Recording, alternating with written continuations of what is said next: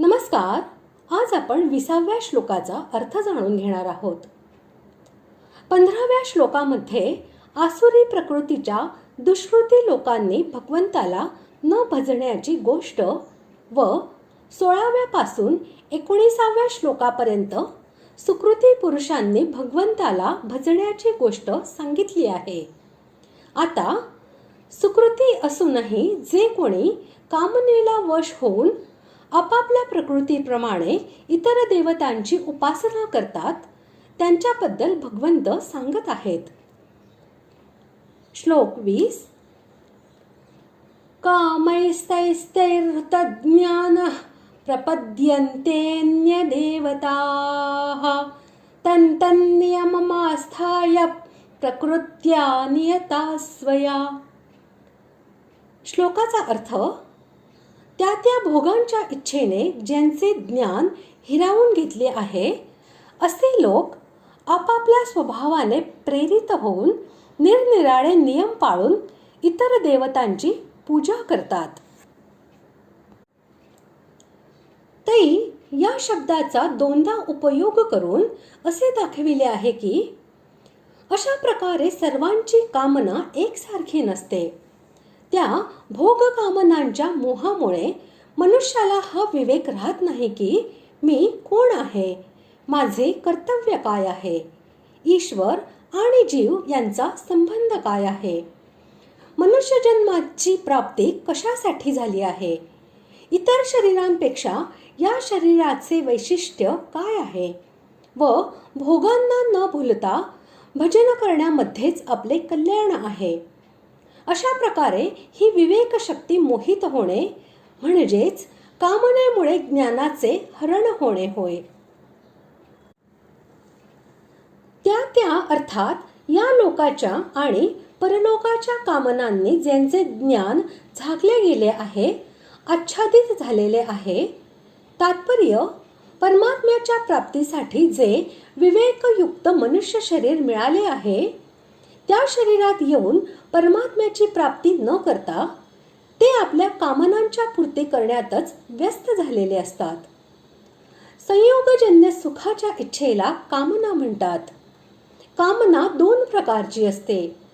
या ठिकाणचे भोग भोगण्यासाठी धनसंग्रहाची कामना आणि स्वर्गादी परलोकाचे भोग भोगण्यासाठी पुण्यसंग्रहाची कामना.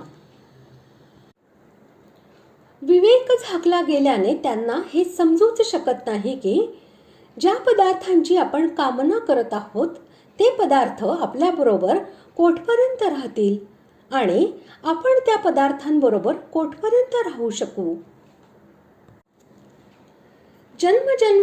जन्मजन्मांतरामध्ये केलेल्या कर्मांमुळे संस्कारांचा संचय होतो आणि त्या संस्कार संचयामुळे जी प्रकृती बनते तिला स्वभाव असे म्हणतात.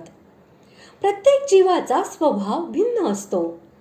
त्या स्वभावाप्रमाणे अंतःकरणामध्ये भिन्न भिन्न देवांची पूजा करण्याची भिन्न भिन्न अशी जी इच्छा उत्पन्न होते त्या गोष्टीलाच तिच्यामुळे प्रेरित होणे असे म्हणतात.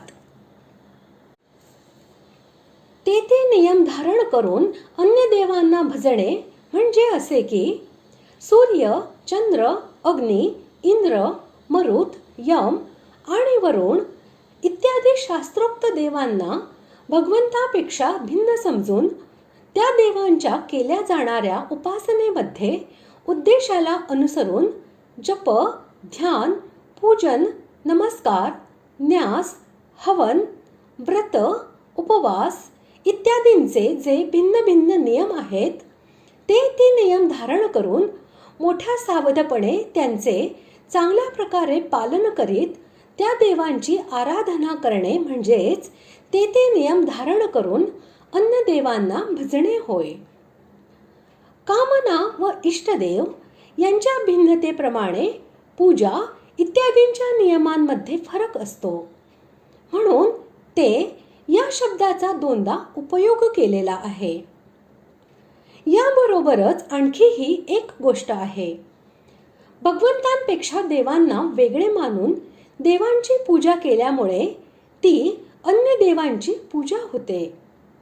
जर या देवांना भगवंताचेच स्वरूप समजून भगवंताच्या आज्ञेप्रमाणे निष्काम भावाने किंवा भगवत प्रीत्यर्थ त्यांची पूजा केली तर ती इतर देवांची पूजा न होता भगवंताचीच पूजा होते आणि भगवत प्राप्ती हेच तिचे फल असते.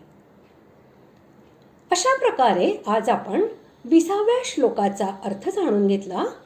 पुढील भागात आपण 21व्या श्लोकाचा अर्थ जाणून घेऊया. धन्यवाद.